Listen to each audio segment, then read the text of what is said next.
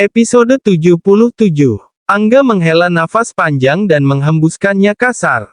"Sylvia," teriak Angga menggema di dalam kamarnya. "Sayang, maafkan Mas, pasti kamu sakit hati setelah membaca isi file ini," ucap Angga pada dirinya sendiri. Angga menjatuhkan badan kekarnya yang masih mengenakan pakaian kantornya di tempat tidur yang biasa ia dan Sylvia habiskan waktu malam mereka. "Aku harus menyusul mereka sekarang juga, aku gak mau dia semakin marah dan salah paham kepadaku," batin Angga. Angga langsung terbangun, ia berpikir harus segera menyelesaikan masalah ini sekarang juga, ia harus menjelaskan pada sang istri kalau file tak berguna itu Angga buat saat dulu ia belum benar-benar mencintai Sylvia. Berbeda dengan sekarang Angga tak bisa jauh dengan Sylvia yang sudah benar-benar dicintainya sepenuh hati. Angga tak bisa membayangkan bila hidupnya tanpa sang istri yang begitu ia cintai.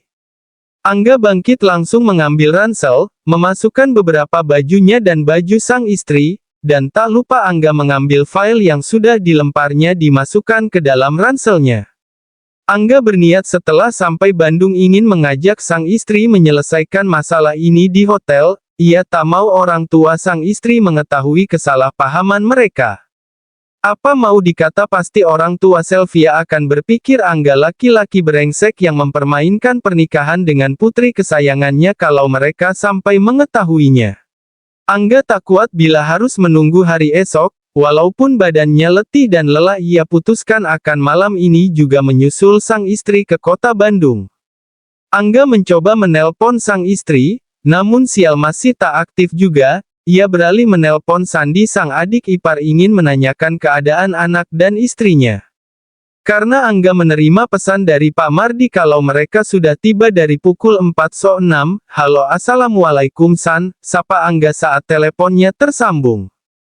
6. "Lia, waalaikumsalam Kak," jawab Sandi. "San, gimana istri kakak dan Safira sudah tiba?" "Tet, kakak menghubungi kakakmu ponselnya tidak aktif," tanya Angga tak mau bila Sandi tahu dirinya dan Sylvia sedang bertengkar. "Sudah Kak, tadi pukul 4 sore, Kak Via kaget melihat rumah sudah direnovasi oleh Kak Angga, sekarang Kak Via sedang melihat lantai 2, sedangkan De Safira sudah tidur lagi setelah makan malam mungkin kelelahan Kak." 6. "Oh syukurlah San, kakak akan menyusul pulang.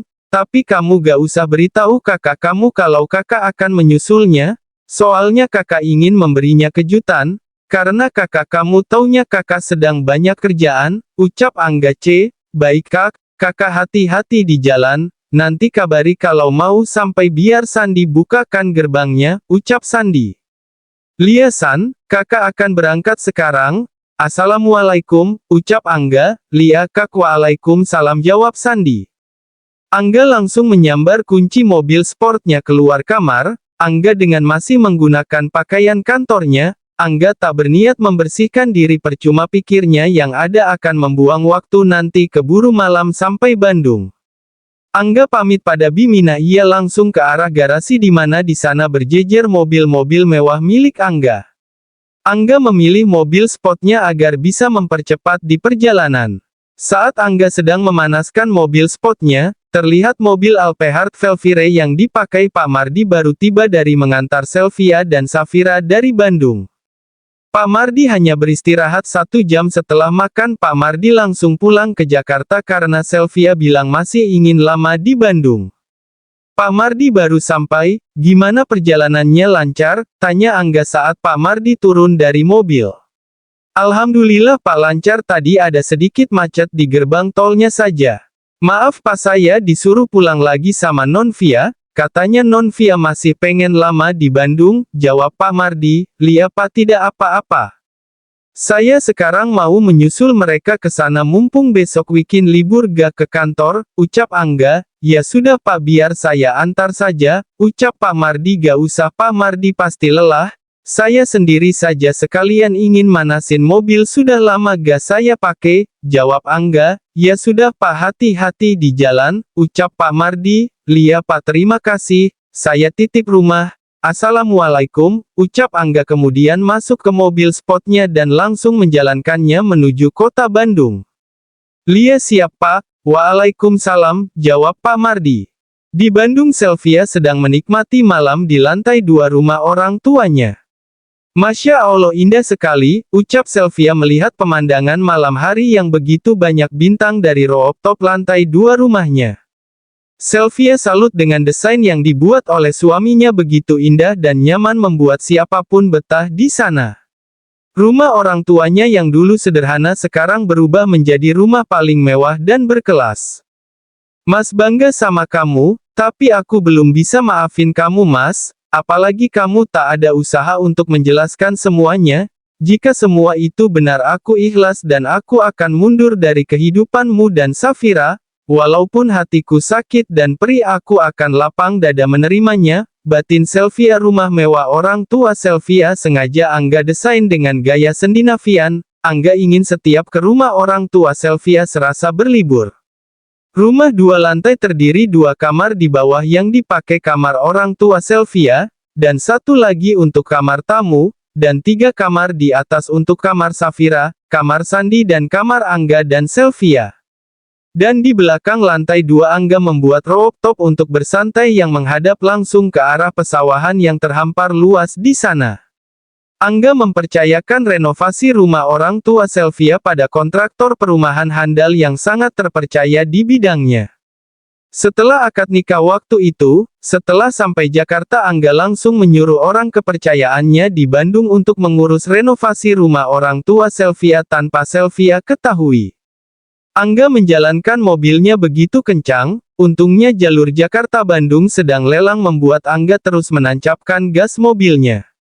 Angga mampir ke rest area untuk mengisi bahan bakar dan juga ia ingin membeli oleh-oleh untuk keluarga sang istri. Setelah selesai Angga kembali menjalankan mobilnya menuju kota kelahiran sang istri. Waktu menunjukkan waktu pukul 21 di perkampungan jam 9 malam dianggap sudah larut sekali setiap warga sudah beristirahat, berbeda dengan Jakarta yang dianggap masih siang dan masih digunakan beraktivitas.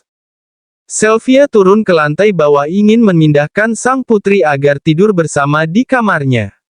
Namun saat Sylvia masuk ke kamar tamu Safira tak ada di sana. Sylvia kembali ke lantai atas, ia masuk ke dalam kamarnya, yang didesain Angga bak kamar hotel bintang 5. Mas kamu berlebihan sekali, pasti dana kamu keluarkan tak sedikit saat merenovasi rumah ibu sama bapak, batin Sylvia. Sylvia merebahkan tubuhnya yang lelah di tempat tidur king size persis seperti sedang tiduran di hotel bintang 5. Tak terasa setelah menempuh 2 jam lebih dengan mobil sportnya Angga sampai di rumah orang tua Sylvia yang sudah sepi karena sudah larut malam. Angga tersenyum melihat begitu mewah nan elegan rumah yang ia sengaja desain saat merenovasinya. Tak lama Sandi membukakan gerbang rumah karena tadi Angga sudah mengirim pesan kalau sebentar lagi sampai. Wih mantap kak mobilnya merah merona, ucap Sandi tersenyum terpesona melihat mobil sport warna merah milik Angga saat Angga keluar dari mobil sportnya. Bisa aja San, kakak yakin kamu nanti bisa membelinya sama seperti kakak asal terus berusaha, jawab Angga. Lia kak amin, tak ada yang mustahil bagi Allah, balas Sandi. Sandi mengajak Angga masuk ke rumah, memberitahu kalau orang tuanya sudah tidur. Sepi San, tanya Angga, Lia kak udah pada tidur? Safira tidur di kamar ibu sama bapak, kalau Tevia belum lama tadi ke atas katanya mau tidur, jawab Sandi. Oh ya udah kakak langsung ke atas ya San, ucap Angga langsung menuju kamar sang istri. Setiap kamar di sana sudah diberi nama jadi tak membuat bingung yang mencari kamar yang ia cari di mana. Angga dengan pelan masuk kamar sang istri yang tidak dikunci dan ternyata sang istri yang begitu dirindukannya sedang melaksanakan sholat malam. Masya Allah sayang, mas kangen sekali, batin Angga menatap punggung sang istri yang sedang melaksanakan sholat malam. Tak lama Sylvia selesai sholat malamnya, setelah selesai mengucap salam dan berdoa, Angga terenyuh mendengar doa sang istri yang meminta jalan terbaik untuk rumah tangganya. Angga tetap berdiri tegak di samping pintu. Sylvia kaget saat beranjak berbalik dilihatnya Angga sang suami berdiri tegak di depan pintu yang sedang menatap intens ke arahnya. Mas sejak kapan ada di situ? Bukannya sibuk dengan pekerjaan kantor, tanya Sylvia sembari menetralkan detak jantungnya yang berdebar kencang bertemu kembali dengan suami yang begitu dirindukannya sekaligus suami yang telah membuatnya kesal dan sakit hati.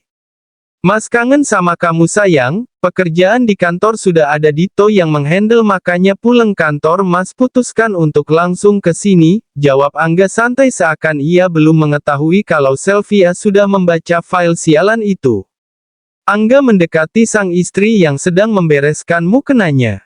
Mas jangan mendekat aku gak mau dekat ama Angga, ucap Sylvia yang menyadari Angga mendekatinya, kenapa sayang Mas rindu sekali sama kamu, ucap Angga yang langsung diam di tempat. Aku bilang aku gak mau dekat-dekat Mas, aku kesal sama kamu Mas, aku juga sakit hati sama kamu Mas, ucap Sylvia yang kembali menitikkan air mata mengingat lembar file yang ia baca. Mohon sayang jangan seperti ini, Mas malu ma ibu sama bapak mendengar kamu menangis, kalau kamu mau mengutarakan unek-unekmu dan kekesalanmu sama Mas, ayo kita keluar dulu jangan di sini, pinta Angga. Sylvia mengusap air mata di pipinya, yang dikatakan Angga benar, Sylvia juga kasihan melihat suaminya yang masih mengenakan pakaian kantor. Dan Sylvia juga berpikir bila di rumah ia tak bebas mengutarakan kekesalannya pada sang suami, dan kesal sekali melihat Angga yang malah biasa saja tak menjelaskan apa-apa. Baiklah, tapi jangan lama-lama aku takut Safira terbangun mencariku, pinta balik Sylvia, Lia sayang, Mas janji, ucap Angga tersenyum karena sang istri mau mengikuti saran dari dirinya. Sylvia mengambil jaket dan tas kecilnya, Angga ingin turun bersama namun tak dengan sang istri yang menolak berbarengan dengannya. Angga menghela nafasnya dan segera turun ke lantai 1. Di sana masih ada Sandi yang masih menonton TV. San kakak pamit dulu ya sebentar mau mengajak jalan kakak kamu dulu, ucap Angga. Lia kak hati-hati, ucap Sandi. Sylvia tiba di lantai bawah dengan wajah cemberutnya yang langsung digoda oleh Sandi. Cie si teteh mau pacaran? Teh jangan cemberut dong nanti cantiknya hilang, biarin aja suka sirik aja. Angga tersenyum dengan obrolan sang istri dan adik iparnya yang ia tak mengerti, saat ia masuk memberikan oleh-oleh yang dibelinya pada Sandi dan kembali menuju mobil sportnya diikuti sang istri. Bersambung.